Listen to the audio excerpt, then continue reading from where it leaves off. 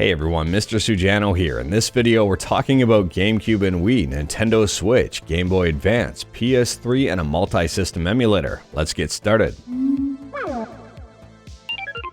Alright, we'll kick things off here talking about Game Boy Advance emulation on Android with Boy GBA Pro. Now, we talked about this in a previous video and it seems like the time is finally here. Boy GBA Pro version 2.0.0 has been released. It's not yet live on the Google Play Store, but it will be there fairly shortly. And it does feature a completely new multiplayer mode. Unfortunately, this version of Boy Pro is not compatible with previous versions. So if you are trying to play multiplayer with someone who has an outdated version of Boy, you're not going to really have a good time there. They are also going to have to update. Now at this point in time, I haven't heard anything about this new multiplayer mode making its way over to Boy GBA Basic. But hopefully sooner or later it does make its way over to this version. What I do know though is that if you do have Boy GBA Pro and you want to test out these new features, you will have to opt into the beta.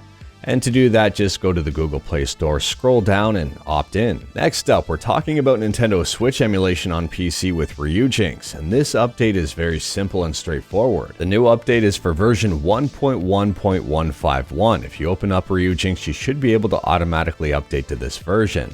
And the fix here is something a lot of people have been complaining about. If we go to options here and go to settings, and then go to input and configure, it should no longer be duplicating your controller. For example, on my PC here under input device, I have all keyboards disabled or one Xbox 360 controller, which is my 8BitDo Pro 2. And if I unplug my 8BitDo Pro 2, that controller goes away. It's no longer being duplicated. However, when I close out Ryujinx, open it back up, I'll click options and go to settings here, go to input and select my controller. It is now showing as a duplicate, so I'm not quite sure what's going on here. The results seem to be inconsistent. So if you're using Ryujinx, let me know in the comments below if your controller is still being duplicated or if the issue has been resolved. Next up here, we're talking about something a little bit more obscure, a closed source multi-system emulator called Pantheon. Pantheon emulates a bunch of older systems here, and it just got a brand new update. The new version of Pantheon is 11.654, and it adds support for a ton of different Sinclair ZX Spectrum games. Pantheon is available for Windows, and if you want to learn a little bit more about it, I'll leave a link in the description below. Feel free to check it out. Next up, we're talking about GameCube and Wii emulation on Android with Dolphin, just not the version of Dolphin that's available on the Google Play Store.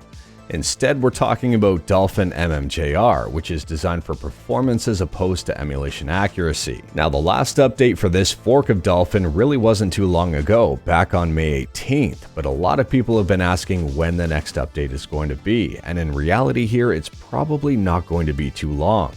Bankai Master, the main developer for Dolphin MMJR, has been extremely busy with school.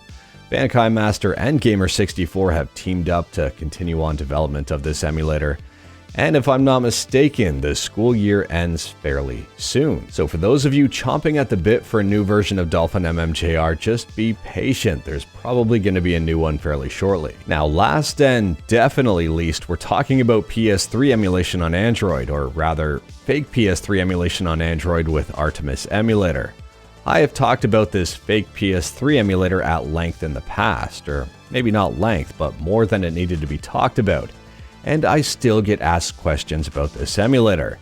Yes, it is still fake, and if you want an update on it, well, here you go. Artemis Emulator no longer exists. The YouTube channel is now called The Retro Realm, and it's still posting videos of PS3 on Android gameplay. And further to that, I found this very interesting comment on one of the recent videos. It says, "You guys are very emotional. It will never release," outside that they sent several donations and even devices for him to optimize the emulator.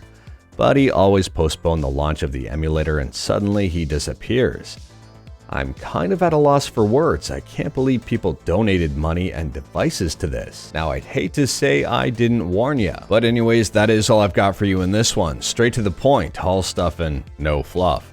Let me know your thoughts on anything we talked about today in the comments below. If you like this video, leave a like. If you didn't like this video, leave a like. Hit that subscribe button, check out my other videos, don't tempt fate, save your state.